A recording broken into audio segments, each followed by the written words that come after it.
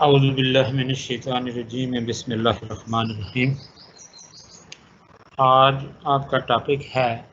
سورہ البقرہ کی آیت نمبر 284 اور اس سے آگے یہ اسکرین کے اوپر دیکھ لیں۔ بسم اللہ الرحمن الرحیم۔ للہ ما فی السماوات و ما فی الارض وَإِن تُبْدُوا مَا فِي أَنفُسِكُمْ أَوْ تُخْفُوهُ يُحَاسِبْكُم بِهِ اللَّهُ فَيَغْفِرُ لِمَن يَشَاءُ وَيُعَذِّبُ مَن يَشَاءُ وَاللَّهُ عَلَى كُلِّ شَيْءٍ قَدِيرٌ۔ آسمان اور زمین میں جو کچھ ہے اللہ ہی کی ملکیت ہے، اور خواہ تم دل کی باتوں کو ظاہر کرو یا پوشیدہ رکھو، ہر حال میں اللہ ضرور تم سے اس کا محاسبہ کرے، پھر جس کو چاہے گا بخش دے گا اور جس کو چاہے گا سزا دے گا، اور اللہ ہر بات پر قدرت رکھتا ہے۔ اگلی آیت ہے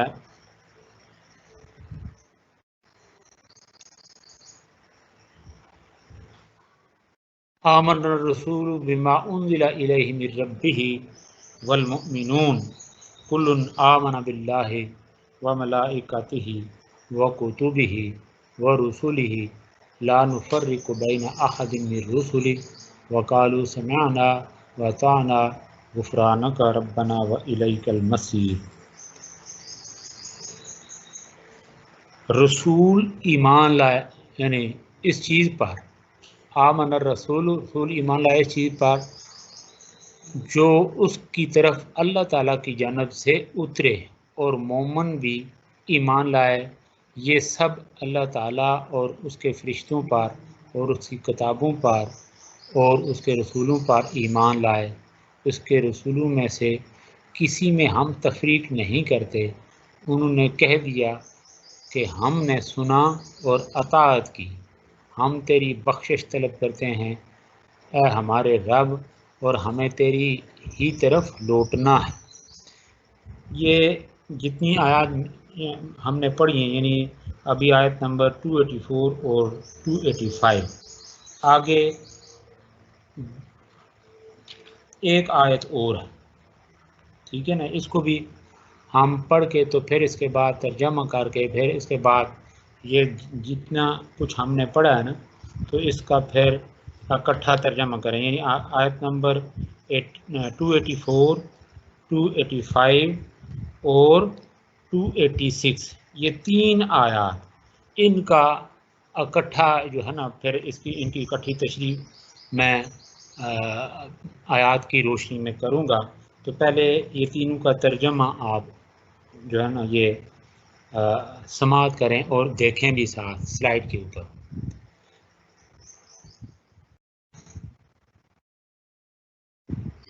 تیسری آیت ہے لا یکلف اللہ نفسا، لا یکلف اللہ نفسا الا وسعها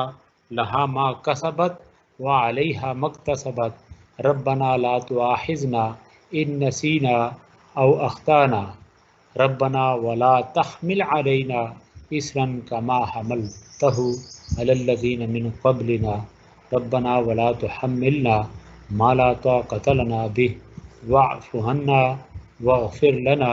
وارحمنا انت مولانا فانصرنا علی القوم الکافرین۔ اس کا ترجمہ یہ دیکھ لیں، اللہ تعالیٰ کسی جان کو اس کی طاقت سے زیادہ تکلیف نہیں دیتا، جو نیکی وہ کرے وہ اس کے لیے، اور جو برائی وہ کرے وہ اس پر ہے۔ اے ہمارے رب، اگر ہم بھول گئے ہوں یا خطا کی ہو تو ہمیں نہ پکڑنا۔ اے ہمارے رب، ہم پر وہ بوجھ نہ ڈال جو ہم سے پہلے لوگوں پر ڈالا تھا۔ اے ہمارے رب، ہم پر وہ بوجھ نہ ڈال جس کی ہمیں طاقت نہ ہو، اور ہم سے درگزر فرما اور ہمیں بخش دے اور ہم پر رحم کر، تو ہی ہمارا مالک ہے، ہمیں کافروں کی قوم پر غلبہ عطا فرما۔ اب آتے ہیں ہم اس کی طرف تشریح کی طرف یہ جو اوپر ہم نے جو ہے نا آیت نمبر 284 یہ تلاوت کی، اس کا ترجمہ کیا للہ ما فی السماوات و ما فی الارض وَإِن تُبْدُوا مَا فِي أَنفُسِكُمْ أَوْ تُخْفُوهُ يُحَاسِبْكُم بِهِ اللَّهُ فَيَغْفِرُ لِمَن يَشَاءُ وَيُعَذِّبُ مَن يَشَاءُ وَاللَّهُ عَلَى كُلِّ شَيْءٍ قَدِيرٌ۔ لِلَّهِ مَا فِي السَّمَاوَاتِ وَمَا فِي الْأَرْضِ، گویا کہ اس کا جو ابھی ترجمہ کیا ہم نے کہ اپنے دل کی بات کو ظاہر کرو یا پوشیدہ رکھو، گویا اس میں تمام اخلاق رذیلہ یعنی ریاکاری، حسد، بغض، کبر، دیگر یعنی بڑی لمبی چوڑی تفصیلات ہیں اخلاق رذیلہ کی، ان کے بارے میں بیان کیا گیا ہے۔ تو جب یہ آیت نازل ہوئی تو صحابہ کبار رضی اللہ تعالیٰ عنہ یہ بہت گھبرائے، کیونکہ دل کے وسواس سے محفوظ رہنا انسان کی طاقت نہیں۔ نبی پاک صلی اللہ علیہ وسلم کی بارگاہ میں صحابہ کے بار حاضر ہوئے اور عرض کی کہ یا رسول اللہ صلی اللہ علیہ وسلم، ہمیں نماز اور روزہ، جہاد اور صدقہ کا حکم دیا گیا تھا، ٹھیک ہے نا۔ یہ جو اس سے پہلے کی جو آیات ہیں نا وہ یہ کہ سورہ بقرہ ہی کی، تو یا دیگر قرآن مجید کے اندر جہاں کہیں اقیم الصلاۃ و آتوا الزکوٰۃ، پھر روزے کا حکم ہے، پھر جہاد کا حکم ہے، تو اس والے سے صحابہ کبار عرض کرتے ہیں کہ ہم فرماتے ہیں کہ نبی پاک صلی اللہ علیہ وسلم کی بارگاہ میں حاضر ہوئے اور عرض کی کہ یا رسول اللہ صلی اللہ علیہ وسلم، ہمیں نماز و روزہ،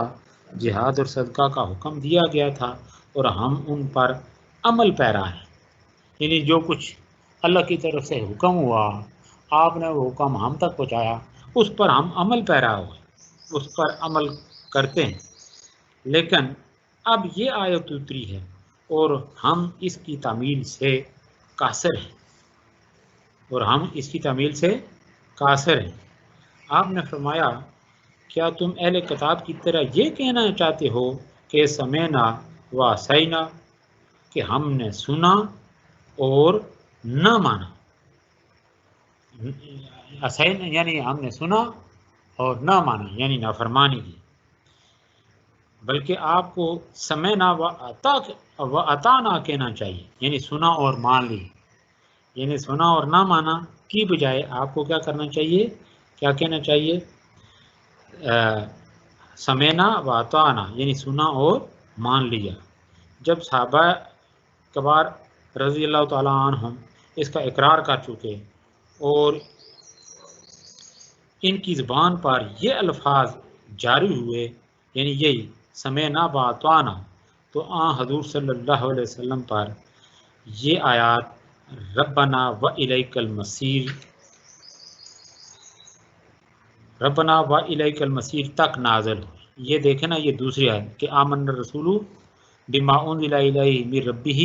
والمؤمنون کل آمن باللہ، وہی ہے نا سمعنا و اطعنا، آمن باللہ وملائکتہ وکتبہ ورسلہ لا نفرق بین احد من رسولہ، آگے ہے یہ دیکھیں نا وقالوا سمعنا و اطعنا، وقالوا سمعنا و اطعنا، وہ نبی پاک صلی اللہ علیہ وسلم کا جو ارشاد گرامی تھا، حکم تھا، اس کے مطابق جب یہ الفاظ جاری ہوئے کہ سمعنا و اطعنا، تو کیا ہوا کہ اللہ کے نبی پر یہ آیات نہ ربنا و الیک المصیر، یعنی یہ آیت یہاں تک و الیک المصیر تک نہ آئی۔ صحابہ کبار رضی اللہ تعالیٰ عنہما نے جو اشکال پیش کیا تھا، یعنی جو مشکل پیش آئی تھی، جو سوال کیا اس کے متعلق، تو اس کو حل کیا۔ حضور صلی اللہ علیہ وسلم اور صحابہ کے ایمان کی تعریف کی، یعنی جس سے ان کے دل مطمئن ہو گئے اور جو شکوک تھے وہ دور ہو گئے، یعنی زائل ہو گئے۔ اب ارشاد ہوا کہ لا یکلف اللہ نفسا، یہ جو اگلی تیسری آیت لا یکلف اللہ نفسا، یعنی آیت نمبر 286 286 284 285 اور 286، ان آیات مبارکہ کو ابھی ہم نے تلاوت کی اور اس کا ترجمہ، اور اب تشریح کی طرف ہم گامزن ہیں، یعنی اب تشریح کر رہے ہیں۔ تو بات یہ ہو رہی تھی کہ اب اللہ تعالیٰ کی طرف سے ارشاد ہوا کہ لا یکلف اللہ نفسا، یعنی خدا کسی کو طاقت سے زیادہ تکلیف نہیں دیتا۔ اگر کوئی شخص دل میں گناہ کا ارادہ کرے اور اس پر عمل نہ کرے تو کوئی گناہ نہیں، بھول چوک معاف ہے۔ پس جن باتوں سے بچنا طاقت سے باہر ہے، جیسے برے خیال یا بھول چوک، ان پر گرفت نہیں۔ آن صلی اللہ علیہ وسلم نے فرمایا، جو شخص کسی برے کام کا ارادہ کرے اور اس پر عمل نہ کرے تو وہ اس کے نامہ اعمال میں نہیں لکھا جاتا، یعنی برے کام کا ارادہ کرے عمل نہ کرے تو اس کے نامہ اعمال میں وہ برائی نہیں لکھی جاتی۔ لیکن اس کے مقابلے میں دیکھیں اللہ تعالیٰ کی شان رحیمی یہ ہے کہ کوئی شخص اگر یعنی نیک نیت ہو، دل کے اندر گویا کہ فطور نہ ہو، ارادہ کرے اچھائی کا ارادہ کرے لیکن ہو نہ سکے اچھائی، تو کیا ہے اس کے نامہ اعمال میں ایک نیت کے مطابق ایک اچھائی لکھ دی جاتی ہے۔ تو اگر وہ اس کے اوپر عمل پیرا ہو، یعنی وہ اچھائی کا عمل کر گزرے، اچھائی کرے، تو پھر وہ 10 گنا تک یا اس سے زیادہ بھی جو اللہ تعالیٰ چاہے گا وہ اس کے نامہ اعمال میں لکھ دے۔ ٹھیک ہے، تو یہ ہے آیت نمبر 284 للہ ما فی السماوات و ما فی الارض ان تبدوا ما فی انفسکم او تخفوہ یحاسبکم بہ اللہ۔ تو یہ تو دیکھیں نا، یہ انسان کی فطری کمزوریاں ہیں کہ انسان بسا اوقات کیا سے کیا سوچتا ہے، چلتے پھرتے ہوئے اس کے خیالات کس نوعیت کے ہیں، چلتے پھرتے خدا نہ خواستہ دل کے اندر کہیں فطور آ گیا تو جو ہے نا وہ راستہ تک بدل دیتا ہے۔ پھر یہ کہ اللہ اگر ہدایت دے تو کسی برائی کی طرف جا رہا ہے تو فوراً دل کی کیفیات بدلتی ہیں تو اچھائی کی طرف پلٹتا ہے، تو اس کے بعد توبہ طائب ہوتا ہے، اللہ کی بارگاہ میں معافی کا طلبگار ہوتا ہے۔ تو اللہ کے نبی نے فرمایا کہ التائب من الذنب کمن لا ذنب لہ، کہ گناہوں سے پلٹنے والا جو شخص ہے وہ اس طرح سے پاک صاف ہو جاتا ہے کہ جس طرح کبھی اس نے کوئی گناہ کیا ہی نہیں۔ تو یہ ہے اللہ تعالیٰ کی ذات ببرکات کہ زمین اور آسمانوں جو کچھ ہے، بات یہی ہے نا، جب انسان کا اپنا جو ہے نا جسم، اس کا نفس، یہ گویا کہ ان تبدوا ما فی انفسکم او تخفوہ یحاسبکم، اس سے پہلے دیکھیں للہ ما فی السماوات، کہ بھئی یہ کیا ہے، اس کے مقابلے میں دیکھیں انسان، یہ پوری کائنات جو اللہ کی صنائی ہے، اللہ کی تخلیق ہے، تو یہ سب اس کے لیے ہے۔ تو آپ کے جو ہے نا انسانی جو اجسام ہیں، یہ بھی تو اللہ کی دیکھیں نا یہ تخلیق، اس اعتبار سے اللہ فرماتے ہیں نا اولم یتفکروا فی انفسہم، کیا تم اپنے قد کاٹ کے اوپر غور نہیں کرتے؟ تو پھر ظاہر ہے انسان اگر یعنی نیت درست رکھے گا اس کے مطابق، پھر یہی ہے نیت کے مطابق انسان سے اعمال سرزاد ہوتے ہیں۔ اچھائی کے راستے پہ چلنے کی اگر نیت ہے تو یقیناً، پھر اگر اس کی نیت درست ہے یا اس کے اندر جو ہے نا وہ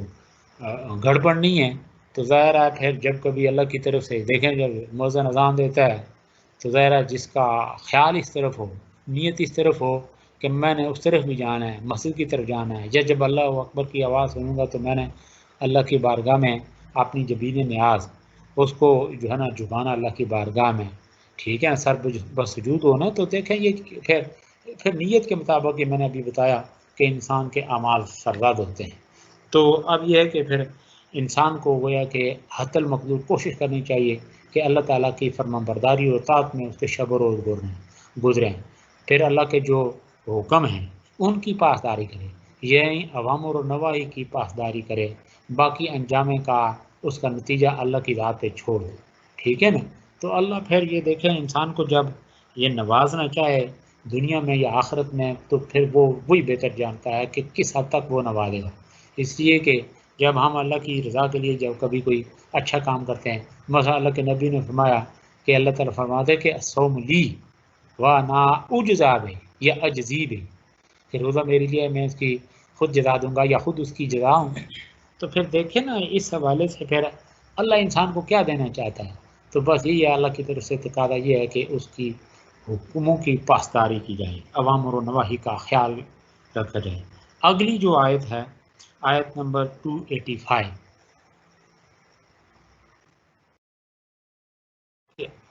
آمن الرسول بما انزل، ذرا اس کا ترجمہ آپ کی اسکرین کے اوپر بھی ہے، میں نے کر بھی دیا ہے، اور مزید اس کی اب تشریح کی طرف آتے ہیں۔ یہ علامہ ابن جریر جنہیں جو ہے نا تفسیر بھی لکھی، پھر تاریخ بھی لکھی ہے، تو اس حوالے سے ان کی جو تفسیر ہے، تو اس حوالے سے بات آگے بڑھتی ہے۔ یہ فرماتے ہیں کہ جب یہ آیت نازل ہوئی تو حضور صلی اللہ علیہ وسلم نے فرمایا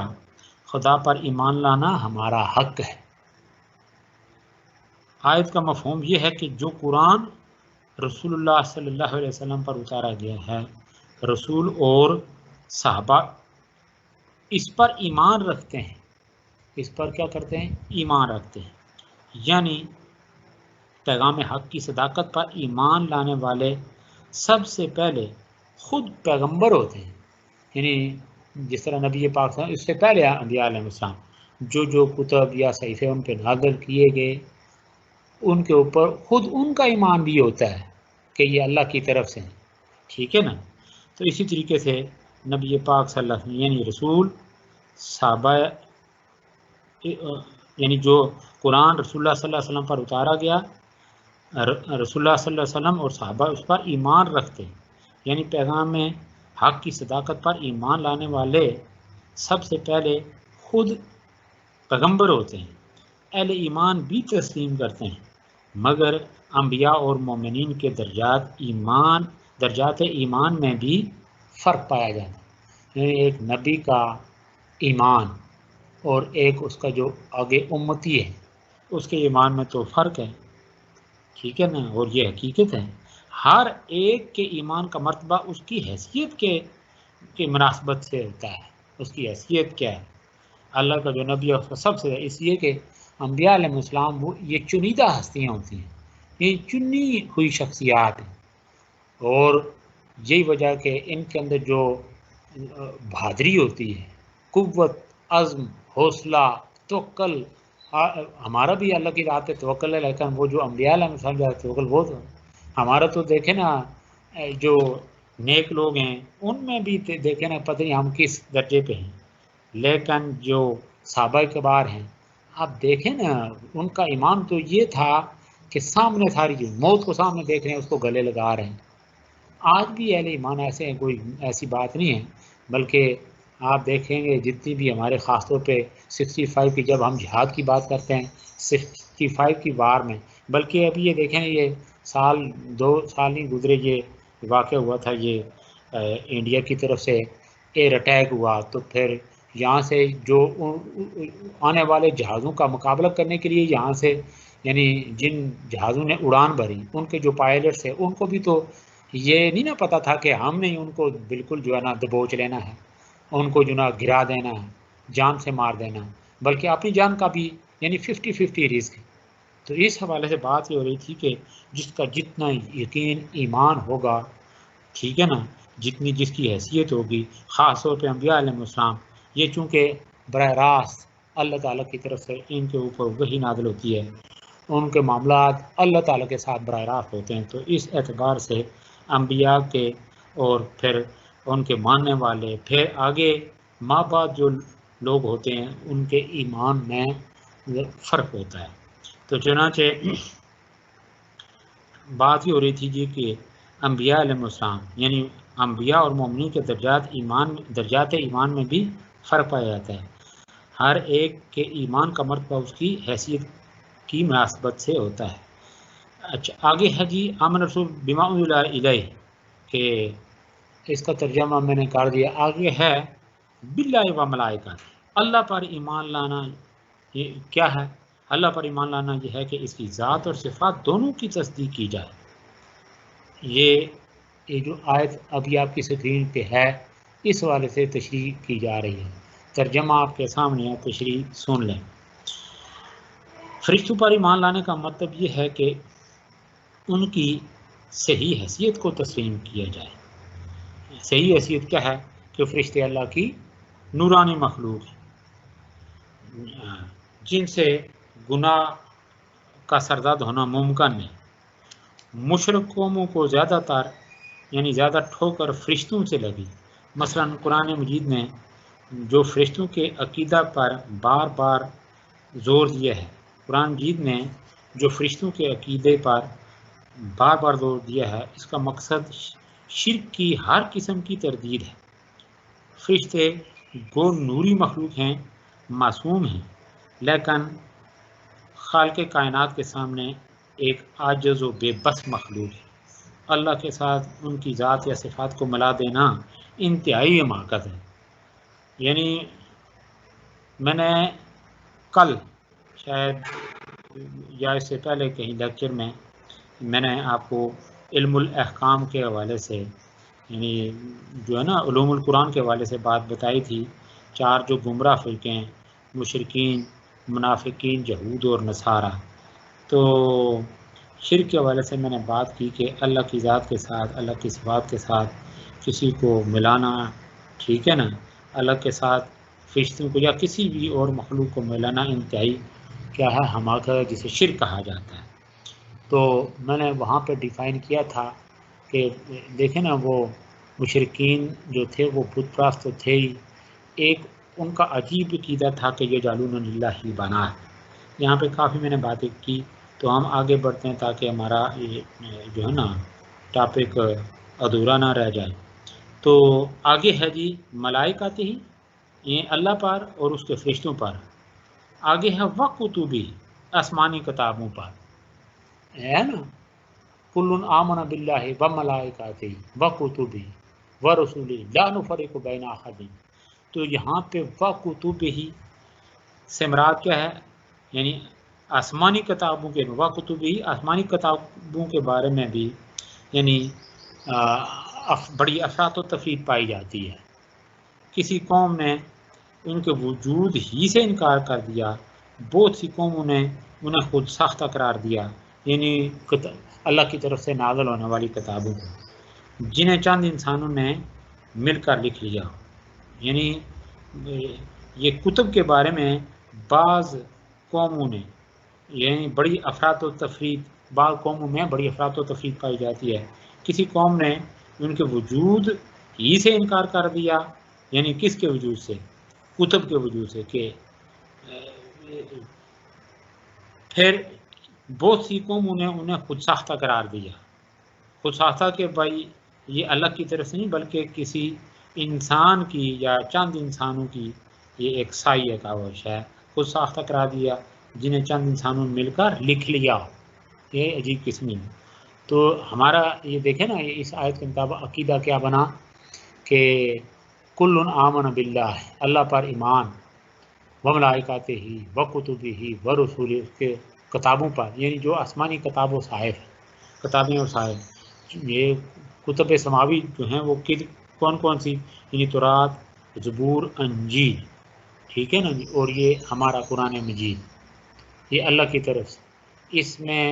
کسی نبی نے اس میں کسی طرح سے ایک لفظ کی، ایک فکرے کی یا ایک آیت کی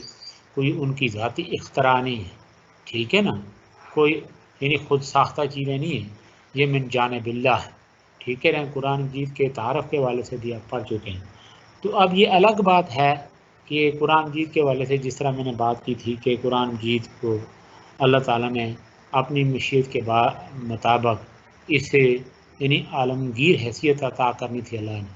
آخری کتاب کا درجہ اللہ نے اس کو عطا کیا۔ پھر ہمارا جو دین یہ آخری دین ہے، نبی آخری نبی ہے، ٹھیک ہے۔ تو اس اعتبار سے گویا کہ آپ نہ کسی نئے دین کی، نہ کسی نئے نبی کی، نہ کسی نئے کتاب کی ضرورت ہے،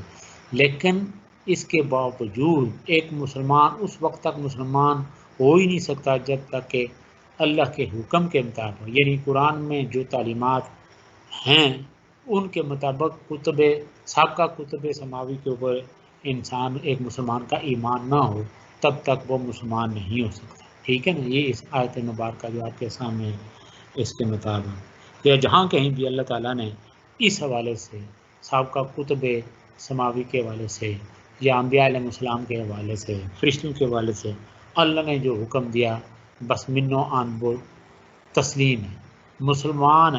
نام ہی اسی کا ہے کہ وہ اللہ کی بات کے سامنے اپنی گردن جھکاتا ہے، نبی پاک صلی اللہ علیہ وسلم کے حکم کے سامنے اپنی گردن جھکاتا ہے. یعنی عوامر اور نوائی جو ہیں ان کے سامنے ایک مسلمان کی گردن جھکتی ہے، وہ اکڑتا نہیں ہے. ٹھیک ہے، باتیں نہیں بناتا، پھر وہاں سے پھر ان باتوں کو قریدتا نہیں. تحقیق الگ ہے، لیکن جس طرح میں نے مستشرقین کی بات کی کہ اس طرح قریدنا، کیڑے نکالنا، اس نیت سے کہ کوئی اسٹڈی کرنا آیت یا اس کی تشریح توضیح کے اندر پھر وہ جو نا اپنی مرضی منشا شامل کرنا، آیات ربانی کو ان کے ترجمے یا تشریح میں یعنی ہیرا پھیری کرنا، اس کی قطعی طور پہ ایک مسلمان جسارت نہیں کر سکتا. تو بات ہو رہی تھی کہ چاروں آسمانی کتابیں یعنی توراۃ، زبور، انجیل اور قرآن انجیل، پھر اس کے ساتھ ساتھ دیگر انبیاء علیہ السلام پر جو اللہ کی طرف سے وقتاً فوقتاً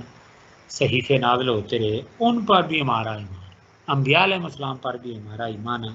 اور اس حوالے سے بلا چوں و چراں یہ ساری باتیں ایک مسلمان تسلیم کرتا ہے. تو یہ الگ بات ہے کہ میں نے آپ کو بتایا توراۃ کی جو تعلیمات تھیں یا ان کتب سماوی کی حفاظت کا ذمہ اللہ نے اپنے ذمہ نہیں لیا. تو یہی وجہ کہ وقت گزرنے کے ساتھ ساتھ جو ہے نا توراۃ کے اندر بھی تحریف کی گئی، جس کا پتہ ہمیں قرآن بھی دیتا ہے کہ یحرفون الکلم عن مواضعہ ونسوا حظا مما. پھر اللہ فرماتے وویل للذین یکتبون الکتاب بایدیہم. ٹھیک ہے نا. اور اس والے سے اور بہت ساری باتیں میں نے کل آپ کے ساتھ کی تھی ایک صاحب کا لیکچر میں، بڑا وہ لمبی تفصیل ہے. تو ہم اب آتے ہیں اس طرف یعنی توراۃ کی بات میں نے کی، اس کی پھر اس طرح زبور اور انجیل میں بھی خاص طور پہ اس کو بھی دیکھیں. یہ اناجیل اربع مار جن کا کوئی عطا پتہ نہیں کہ یہ ان کے جو ہے نا متی، مرکز، لوکا اور یوحنا ناموں کا تو ہے، یعنی ڈھونڈ ڈھانڈ کے یا اور آگ گردانی کر کے ان کے نام تمہارے سامنے آتے ہیں، لیکن ان کی صحت کے بارے میں کچھ نہیں کہا جا سکتا. لہذا کتابوں کے اوپر ایک مسلمان کا بالکل ایمان ہے کہ اللہ کی طرف سے وہ نازل کردہ کتابیں ہیں، یعنی توراۃ، زبور، انجیل اور دیگر سارے. آگے بات ہو رہی ہے وہ رسول اور رسول، یعنی رسالت کا عقیدہ بھی جو ہے نا مشرک قوموں نے بالکل مسخ کر دیا تھا. ان کا خیال یہ تھا کہ جس کے ذریعے سے ہدایت حاصل ہوتی ہے وہ یا تو خدا کا بیٹا ہوتا ہے یا خود خدا کسی انسانی عالم میں ظاہر ہوتا ہے. یعنی رسولوں کے بارے میں دیکھیں نا، یعنی ایک مسلمان کی اس حوالے سے تسلیم و رضا کیا ہے کہ آمن الرسول بما انزل الیہ من ربہ والمؤمنون کل آمن باللہ وملائکتہ وکتبہ ورسلہ، کہ تمام انبیاء کرام جو ہیں وہ برحق ہیں. لیکن جو راہ راستے بھٹکنے والے لوگ ہیں، جو لوگ یعنی جنہوں نے یعنی رسالت کا جو عقیدہ اس کو اپنے اس اینک سے دیکھا، یعنی شرک کی نظر سے دیکھا، تو انہوں نے اس عقیدے کو مسخ کر کے چھوڑ دیا. اور ان کا یہ خیال تھا کہ وہ ہستیاں کہ جن کے ذریعے ہدایت حاصل ہوتی ہے وہ کیا ہیں،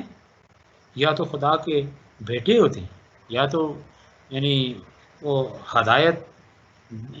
کا پیغام لانے والا یا تو خدا کا بیٹا ہوتا ہے یا خود خدا کسی انسانی عالم میں ظاہر ہوتا ہے. تو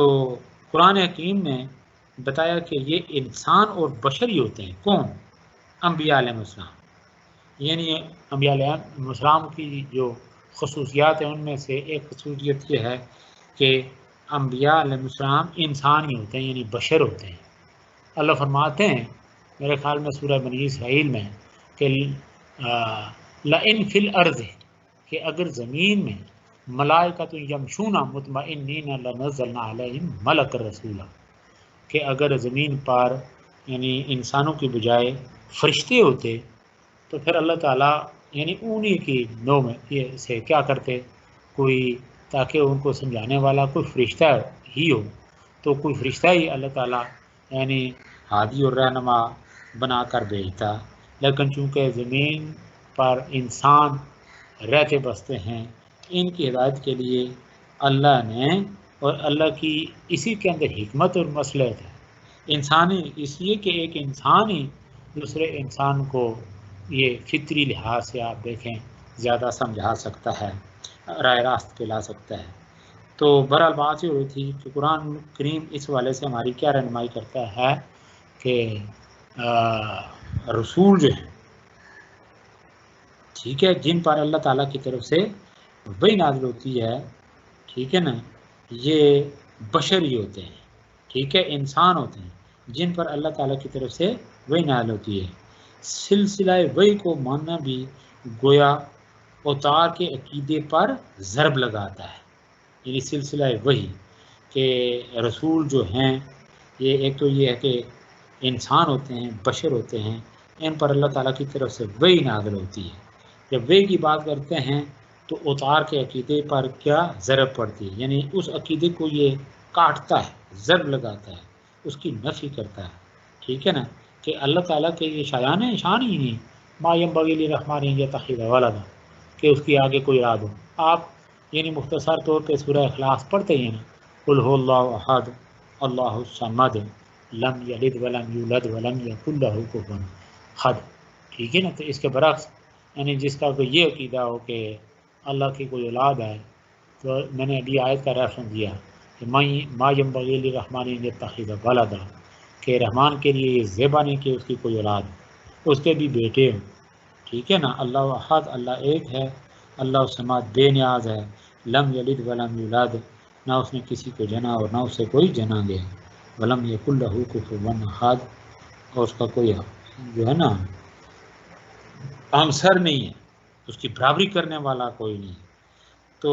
بات یہ ہے کہ یہ جو عیسائیوں کے اور خاص طور پہ ہندو کے عقیدہ ہیں، اور پھر یہ عقیدہ تناسخ ہے ہندو کا، جو جس کو کہا جائے اتار کے کوئی شخص کسی بھی قالب میں ظاہر ہو سکتا ہے، پھر بسا اوقات جب وہ دیکھے نا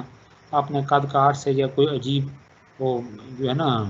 مافوق الفطر جسے کہا جاتا ہے، یا کسی کے اندر کوئی قوت طاقت، تو پھر ان کے عجیب عجیب قسم کے تصورات ہیں ہندو کے۔ اسی طریقے سے عیسائیوں کے جو عقائد ہیں وہ بھی گویا کہ یہود و نصارہ، مشرکین، منافقین، اس والے سے بات ہو چکی کہ ان کے عقائد جو ہیں یہ اللہ تعالیٰ نے جو ہے نا ان کی باطل عقائد کی نفی کی، ٹھیک ہے۔ تو آگے جا کے جی اللہ فرماتے ہیں کہ لا نفرق بین احد من رسول، یعنی یہ اہل ایمان، یہ ان کا قول ہے کہ ہم انبیاء میں تفریق نہیں کرتے۔ اہل ایمان کیا ہے کہ انبیاء میں تفریق نہیں کرتے، کہ کسی کو مانے اور کسی کو نہ مانے، تو فلاں فلاں آتا یہ یہودیوں نے جس طرح کیا کہ ٹھیک ہے کہ اس بات پر ایمان کے حضرت موسیٰ علیہ السلام دیگر انبیاء کے مقابلے اس طرح سے ہیں، یا باقی انبیاء کی نفی کی، اور ایون یہ کہ نبی پاک صلی اللہ علیہ وسلم کی ذات بابرکات پر ایمان نہ لانے کا یہودی کا ایک یہ بڑا عجیب مزاج بھی تھا، جو سمجھتے کہ یہ بنو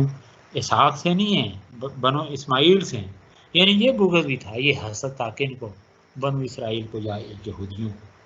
تو اس والے سے اللہ فرماتے ہیں کہ جو اہل ایمان ہیں وہ کیا ان کا نقطہ نظر ہے کہ لا نفرق بین احد من رسول، کہ ہم انبیاء میں تفریق نہیں کرتے کہ کسی کو مانے اور کسی کو نہ مانے۔ حضرت آدم علیہ السلام سے لے کر نبی پاک صلی اللہ علیہ وسلم کی ذات بابرکات ہیں، جتنے بھی انبیاء کو اللہ تعالیٰ نے مبعوث کیا سارے برحق، سب پر ایک جو ہے نا مومن کا ایمان ہے۔ اب یہود اسرائیلی انبیاء کے سوا کسی کو نہ مانتے تھے، یہ بھی میں نے بات کی بھی ہے۔ اچھا، اس کے برعکس عیسائی صرف حضرت عیسیٰ علیہ السلام کی نبوت کو تسلیم کرتے تھے، مگر ان کی شان میں مبالغہ آمیزی کر کے درجہ الوہیت تک پہنچا دیتے تھے، دونوں کا یہی رویہ۔ تو اللہ تعالیٰ دونوں سے یعنی یہود سے بھی اور نصارہ سے فرماتے ہیں کہ یا اہل الکتاب، اہل کتاب لا تغلوا فی دینکم، لا تغلوا فی دینکم، دین میں غلو نہ کرو۔ یعنی غلو سے مراد کیا ہے کہ اونچ نیچ، یعنی حد سے تجاوز نہ کرو۔ ایک نے کہا معاذ اللہ حضرت صلی اللہ علیہ وسلم کے بارے میں بڑی بد زبانی کی، یعنی وہ باتیں کی جو یعنی ہم زبان پر ہی نہیں لا سکتے، اتنی گستاخی کی۔ تو دوسروں نے کیا کیا، اس حد تک غلو، یعنی عیسائیوں نے اس حد تک کیا کہ ان کو الوہیت کے مقام پہ لا کھڑا کیا، ابن اللہ کہلایا۔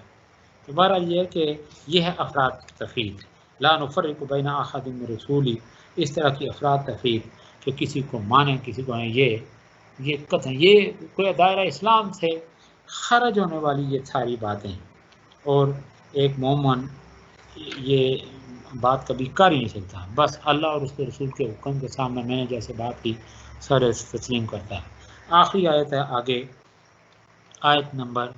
286،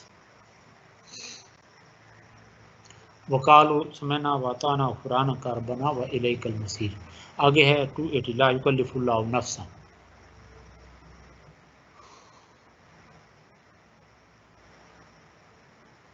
لا یکلف اللہ نفسا الا وسعها لها ما کسبت وعلیہا ما اکتسبت ربنا لا تؤاخذنا ان نسینا او اخطانا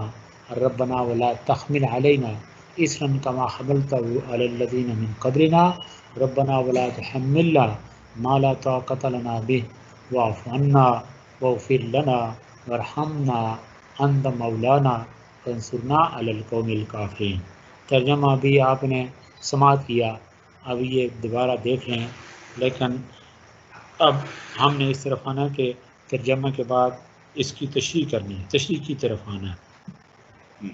لا یکلف اللہ نفسا الا وسعها۔ تو اب یہ ہے کہ اللہ تعالیٰ انسان پر اتنی ہی ذمہ داری عائد کرتے ہیں جتنی اس میں قدرت ہوتی ہے، یعنی جتنی وہ طاقت رکھتا ہے، اس سے زیادہ اس کے اوپر ذمہ داری نہیں جاتی۔ اور ہمارے دیکھیں نا، اس کے مطابق دنیا کا قاعدہ بھی یہی ہے کہ جتنا کوئی شخص وہ بوجھ اٹھا سکتا ہے، ٹھیک ہے نا، بچہ ہے یعنی اس کو اب وہ پرائمری لیول کا اس کو کہیں جی میٹرک کا امتحان دے، وہ کر سکے گا؟ اسی طرح ایج کے مطابق، یا آپ لوگ جو ہے نا، آپ کو کہا جائے کہ بھائی آپ جس لیول پہ ہیں ذرا وہ ایم اے کا یا ایم فل کا وہ جو ہے نا تھیسری لکھنا شروع کر دیں، جب وہ ابھی آپ کا وہ اتنا قد کاٹ ہی۔ تو اس اعتبار سے اللہ فرماتے ہیں کہ اللہ تعالیٰ انسان پر اتنی ہی ذمہ داری عائد کرتے ہیں جتنی اس میں قدرت ہوتی ہے، الا وسعها۔ اس سے مراد یہ ہے کہ جو کام اس کی استطاعت اور اختیار میں ہے، خواہ وہ مشکل ہو اس کا وہ مکلف ہے، خواہ وہ مشکل ہو اس کا وہ مکلف ہے۔ کسی کام کا مشکل ہونا عذر نہیں، پس معلوم ہوا کہ غیر اختیاری وسوسے اور خیالات جو انسان کے دل میں آتے ہیں ان پر مواخذہ نہیں ہو، ٹھیک ہے نا۔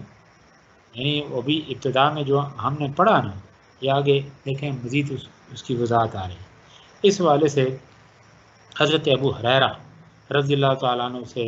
روایت ہے کہ جب یہ آیت کریمہ لا ان تبدوا ما فی انفسکم او تخفوہ یحاسبکم بہ اللہ نازل ہوئی تو صحابہ کے بار میں دربار نبوی میں حاضر ہو کر اپنی پریشانی کا اظہار کیا، تب یہ آیت اتری، لا یکلف اللہ نفسا الا وسعها، ٹھیک ہے نا۔ اس سے وہ سابقہ حکم منسوخ ٹھہرا، یعنی وہ سابقہ حکم جس کا میں نے ابھی تذکرہ کیا وہ منسوخ ٹھہرا۔ حضرت ابو ہریرہ رضی اللہ عنہ سے یہ حدیث بھی مروی ہے کہ آپ صلی اللہ علیہ وسلم نے فرمایا، اللہ تعالیٰ نے میری امت کے قلبی وسواس کو معاف فرمایا جب تک اس پر عمل نہ کیا جائے یا جب تک زبان سے ان کی تصدیق نہ کی جائے۔ یہ صحیح بخاری اور مسلم کے حوالے سے یہ حدیث آپ کے سامنے بیان کی گئی ہے۔ آگے ہے جی لہا ما کسبت وعلیہا مکتسبت۔ یہ اللہ تعالیٰ کے قانون جزا، یہ اللہ تعالیٰ کے قانون جزا کا دوسرا قاعدہ ہے۔ ہر آدمی انعام اسی خدمت پر پائے گا جو اس نے خود انعام دی۔ یہ ممکن نہیں کہ ایک شخص کی خدمت پر دوسرا انعام پائے اور اسی طرح وہ شخص اسی قصور میں پکڑا جائے جو اس نے خود کیا ہو، اور اس طرح وہ شخص اسی قصور میں پکڑا جائے گا جو اس نے خود کیا ہو۔ ہاں، یہ ضرور ممکن ہے کہ ایک آدمی نے کسی نیک کام کی بنیاد رکھی اور دنیا میں سال ہر سال تک اس کام کے اثرات چلتے رہیں اور یہ سب اس کے نامہ اعمال میں لکھے جائیں گے، اور ایک دوسرے شخص نے کسی برائی کی ابتدا کی ہو اور صدیوں تک دنیا میں اس کا اثر جاری رہے اور وہ اس پہلے ظالم کے حساب میں درج ہوتا رہے، لیکن یہ اچھا یا برا جو کچھ بھی پھل ہوگا اس کی صحیح اور اسی کے کسب کا نتیجہ ہوگا۔ یعنی یہ آگے جا کے قرآن مجید میں اور متعدد مقامات پہ کہ اللہ فرماتا ہے کہ ان احسنتم لانفسکم وان اسأتم فلہا، اچھائی کرو گے تو اپنے لیے، برائی کرو گے تو اپنے لیے۔ تو گویا کہ جو شخص کسی اچھائی کا یعنی دروازہ کھولتا ہے، یہ سورہ مائدہ میں میرے خیال، ہاں، تو یہ دیکھیں نا، یہ دنیا میں سب سے پہلا جو قتل ہوا، آگے اس کی جب ہم تفصیلات پڑھتے ہیں تو یہ بات ہمارے سامنے آتی ہے کہ سب سے پہلے جس انسان نے قتل کی بنیاد رکھی تو قیامت تک جتنے قتل ہوتے رہیں گے، یعنی اس کا آدھا بار اس کے اوپر ڈالا جائے گا جس نے اس کی ابتدا کی۔ یعنی برائی کی جو شخص ابتدا کرے گا تو بعد میں جو آنے والا، یعنی ماں بعد جو اس برائی کو کرے گا، اس برے راستے کے اوپر چلے گا، وہ برا فعل کرے گا یا عمل کرے گا، تو ابتدا میں جس نے وہ دروازہ کھولا ہوگا، وہ کام شروع کیا ہوگا، وہ بھی اس کا مجرم گردانا جائے گا۔ اس لیے کہ اگر وہ یہ کام نہ کرتا، اس دروازے کو نہ کھولتا، تو بعد کے آنے والے بھی اس دروازے سے داخل ہونے کی کوشش نہ کرتے۔ تو بہرحال یہ ہے کہ اس کے مقابلے میں جو کسی اچھائی کے راستے پہ جو ہے نا چلتے ہوئے کوئی اچھائی کا دروازہ کسی نے کھولا، تو جب تک اس دروازے سے یعنی لوگ گزرتے رہیں گے، اس اچھے کام یا اچھے عمل کی طرف آئیں گے، وہ کام کریں گے، تو وہ گویا کہ وہ اچھا کام وہ اس کے نامہ اعمال میں درج ہوتا رہے گا۔ یعنی آپ دیکھیں نا، کوئی شخص مثال کے طور پہ کوئی درخت لگا دیتا ہے، کوئی مسجد بنا دیتا ہے، کوئی رفائی ادارہ جو ہے نا، کوئی، یا ایون یہ کہ اکثر لوگ آپ دیکھیں شہروں میں خدا ترس یہ جب یہ کرتے ہیں بورنگ وغیرہ کر کے باہر پانی کا نلکا لگا دیتے ہیں، جو پرندے انسان وہاں سے پانی استعمال کرتے ہیں، یہ دیکھیں نا ان کے لیے اجر و ثواب کا یہ سبب بنتے ہیں یہ چیزیں۔ تو گویا کہ کسی اچھے کام کی جس نے ابتدا کی، اس کے اوپر جب تک لوگ اچھائی کی طرف چلتے رہیں گے اس اچھے کام کی وجہ سے، تو ایک تو ان کو بھی ثواب ابتدا میں، وہ بھی اس کا حصہ دار ہوگا جس نے ابتداً اس اچھے کام کی شروعات کی۔ تو یہ ہے کہ لہا ما کسبت وعلیہا مکتسبت، کہ جس طرح سے، تو بات یہ ہو رہی تھی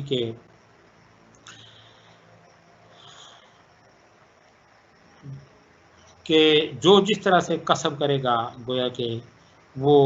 جو فصل بوئے گا وہ فصل وہ کاٹے گا۔ یعنی جو بھلائی کرے گا وہ بھلائی کو دیکھے گا، جو برائی کرے گا وہ برائی کو دیکھے گا۔ من یعمل مثقال ذرۃ خیرا یرہ ومن یعمل مثقال ذرۃ شرا یرہ۔ آگے ہے جی ربنا لا تؤاخذنا ان نسینا، گویا یہ بندوں کو یہ سکھایا جا رہا ہے ان الفاظ کے ساتھ کہ بارگاہ ایزدی میں دست بدعا ہو۔ ان نسینا یعنی یاد رکھنے کی کوشش کے باوجود کیا ہے، بھول جائیں، او اخطانا یعنی باوجود عزم کے چوک جائیں، یعنی بھول چوک ہو جائے۔ تو اس حوالے سے حضرت عبداللہ بن عمر روایت کرتے ہیں کہ نبی اکرم صلی اللہ علیہ وسلم نے فرمایا میری امت سے بھول چوک کو معاف کر دیا ہے. یہ طبرانی کی روایت ہے. اچھا جی، یہ اس حدیث بار کا مطلب یہ ہے کہ ایسے کام پر آخرت میں گرفت نہ ہوگی. حدیث میں آتا ہے جو نماز کے وقت سو جائے یا بھول جائے تو جب بیدار ہو جائے وہ نماز ادا کرے. اسی طرح قتل خطا میں کفارہ لازم آتا ہے. یعنی قتل خطا میں کیا ہے؟ کفارہ لازم، لیکن یہ کہ چونکہ خطا سے دانستہ طور پہ نہیں ہوئی تو پھر اس کے مقابلے میں یہ ہوتا ہے قتل کے بدلے قتل. یہ آگے ہے جی ان نسینا وسا ربنا ولا تحملنا ما لا ربنا ولا تحمل علینا اسرا کما حملتہ علی الذین من قبلنا. تو یہاں پہ بھی جو ہمارے جو ہے نا اکابر مومنین کو تیری راہ میں جو تکلیف پیش آئیں، ٹھیک ہے نہیں، کما حملتہ علی الذین من قبلنا، تو اس حوالے سے جن مشکلات سے انہیں سامنا کرنا پڑے ان سے ہمیں بچا لے. یعنی یہ دعا کما حملتہ علی اللہ، جس طرح ان پہلے، یعنی آپ دیکھیں سابقون الاولون نبی پاک صلی اللہ علیہ وسلم کے صحابہ کبار ابتدائی طور میں کتنی مشکلات تھیں، ان کو کس طرح سے یعنی وطن سے بے وطن ہونا پڑا. باقی بے تحاشا ان کے اوپر دیکھیں نا، یعنی ان کو مصیبتیں ان کے اوپر ٹوٹیں، پھر انہیں فقر. شیب ابی طالب کا ذرا وہ واقعہ آپ کے پیش نظر ہوگا کہ اللہ کے نبی صحابہ کے بعد جو آپ کے متبعین تھے، دیکھیں نا کم و بیش 3 سال تک دیکھیں نا کس طرح کتنی یعنی آپ دیکھیں اسرت کے ساتھ انہوں نے زندگی گزاری، یعنی پتے درختوں کے پتے کھانے پہ مجبور ہیں. تو یہ وہ دعا مانگی جا رہی ہے کہ اللہ جس طرح یعنی اہل ایمان کو، سابقہ اہل ایمان کو تکلیفیں پیش آئیں، جن مشکلات سے انہیں گزرنا پڑا، مشکلات کا سامنا انہیں کرنا پڑا، ان سے ہمیں بچا. ہماری اتنی استطاعت نہیں، ہمارے اتنے ایمان مضبوط نہیں ہیں. اے اللہ جو کچھ ہے آپ نے آپ کو پیش کرتے ہیں اور تیری بارگاہ میں معافی کے طلبگار ہیں کہ ان جیسا جو ہے نا صفات ہمارے اندر نہیں آ سکتی، لہٰذا اللہ ہمیں معاف فرما. اگرچہ مومن کو خدا کی راہ میں ہمیشہ تکالیف کا سامنا ہوتا ہے، اور جب آزمائشیں پیش آئیں تو مومن کا کام یہی ہے کہ پوری استقامت سے ان کا مقابلہ کریں. یعنی کوئی دکھ بیماری پہنچے، والا نبلونا بشیء من الخوف والجوع ونقص من الاموال والانفس، یہ سورۃ بقرہ میں ہے. تو بہرحال یہ ہے کہ استقامت سے ان کا مقابلہ. لیکن مومن کو خدا سے یہی دعا کرنی چاہیے کہ خدا اس کے لیے ہدایت کی راہ آسان کر دے، ہدایت کی راہ آسان کر دے. آیت کا یہ مطلب بھی ہے کہ جس طرح تو نے سابقہ اقوام پر سخت ذمہ داریاں کا بوجھ ڈالا، مثلا یہود پر 50 نمازیں فرض کی ہیں، اسی طرح نجاست سے آلودہ ہونے کی صورت میں کپڑے کو کاٹ ڈالنے کا حکم تھا. ایسے سخت احکام سے ہمیں بچا. اسلام سے مراد وہ سخت حکم ہے جو حد بشری سے خارج تو نہ ہو لیکن اس کی تعمیل میں زیادہ مشقت اٹھانی پڑے. ٹھیک ہے نا. یہ دیکھیں یہ پھر کتنا اللہ تعالیٰ نے یعنی کیسے ہمیں آداب سکھائے. پھر آگے ہے ولا تحملنا ما لا طاقت لنا بہ، مشکلات کا اتنا ہی بار ہم پر ڈال جسے ہم برداشت کر سکیں. آزمائش بس اتنی ہی ہو کہ ان میں ہم پورے اتر سکیں، ایسا نہ ہو کہ ہماری قوت برداشت سے بڑھ کر سختیاں ہم پر نازل ہوں اور ہمارے قدم رائے حق سے ڈگمگا جائیں. آگے اللہ تعالیٰ فرماتے ہیں فانصرنا علی القوم الکافرین، ان پورے واعف عنا واغفر لنا وارحمنا انت مولانا، اللہ ہمیں معاف فرما، ہماری بخشش فرما، ہم پر رحم فرما. انت مولانا فانصرنا علی القوم الکافرین، ہمیں کافروں کی قوم پر غلبہ تھا. اب غلبہ سے مراد علم اور دلیل کا بھی غلبہ ہے، اور ملک کی فتوحات اور مادی غلبہ بھی. اچھا جی، کافرین سے مراد عام کافر ہیں، جن ہو یا انسان، بلکہ کافرین کا دائرہ اتنا وسیع ہے کہ نفس امارہ بھی اس میں داخل ہے۔ ابن جریر فرماتے ہیں کہ حضرت معاذ بن جبر رضی اللہ تعالیٰ عنہ جب یہ آیت پڑھتے تو کہتے آمین، یعنی اے اللہ میری دعا قبول کر۔ تو یہ جو آیات ہم نے اوپر پڑھی، ان کا ترجمہ کیا، تشریح کی، یہ آیت جو ہے خاص طور پہ یہ جو آخری آیت ہے، یہ آیت ہجرت سے تقریباً 1 سال پہلے معراج کے موقع پر نازل ہوئی تھی۔ یہ آیات جب مسلمان انتہائی مشکلات میں مبتلا تھے اور مسلمانوں اور ان محدود چند مسلمانوں کے سوا اس وسیع کائنات پر خدا کا نام لینے والا کوئی نہ تھا۔ یہی وجہ آپ کو پتہ ہونا چاہیے کہ غزوہ بدر کے موقع پہ اللہ کے نبی نے دعا فرمائی تھی کہ اے اللہ اگر یہ یعنی تیرے نام لے وا چند ایک جو لوگ ہیں جانساران، اگر یہ دنیا سے مٹ گئے تو پھر تیرا نام لینے والا کوئی نہ۔ تو بہرحال یہ ہے کہ مسلمانوں پر عرصہ یاد تنگ کیا جا رہا تھا، ایسے نازک حالات میں مسلمانوں کو یہ دعا پڑھنے کی تلقین کی گئی کہ فَانْصُرْنَا عَلَى الْقَوْمِ الْكَافِرِينَ، اور ان کے لیے ذہنی اطمینان اور غیر معمولی تسکین قلب کی یہ آیات ان کے لیے ذہنی اطمینان اور غیر معمولی تسکین قلب کی موجب بنی۔ تو ان کی فضیلت یہ ذرا تھوڑا سماعت کر لیں، ٹائم اوور ہونے والا ہے۔ تو ان کی آیات کی فضیلت و اہمیت یہ ہے کہ سورہ بقرہ کی یہ آخری 2 آیات، ان کی فضیلت اور اس کے بارے اور اس کے اساسی مضامین کی اہمیت میں اکثر احادیث وارد ہوئی ہیں۔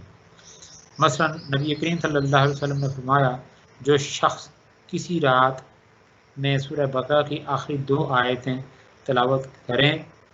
تو اس سے وہ کافی ہو جائیں گے۔ ایک اور موقع پر نبی پاک صلی اللہ علیہ وسلم نے فرمایا کہ عرش کے نیچے ایک خزانہ ہے، سورہ بقرہ کی آخری 2 آیات وہاں سے دی گئی، یہ دوسرے کسی نبی کے حصہ میں نہیں ہے۔ اس کے علاوہ جب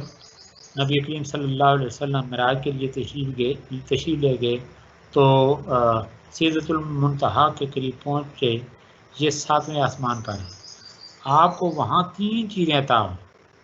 نمبر 1 5 نمازیں، نمبر 2 سورہ بقرہ کی آخری آیات، نمبر 3 آپ کی امت میں جو شخص شرک نہ کرے گا اسے بخش دیا جائے۔ تو ان آیات کا خلاصہ یا دعا ہے جو یعنی آیات کا یہ جو آپ نے ابھی سماعت کی، دیکھی، پڑھی، اچھا تو اس حوالے سے ان آیات کا خلاصہ کیا ہے؟ دعا ہے جو عبادت کا مغز اور حاصل ہے۔ لہذا ہم سب کو اللہ تعالیٰ کے حضور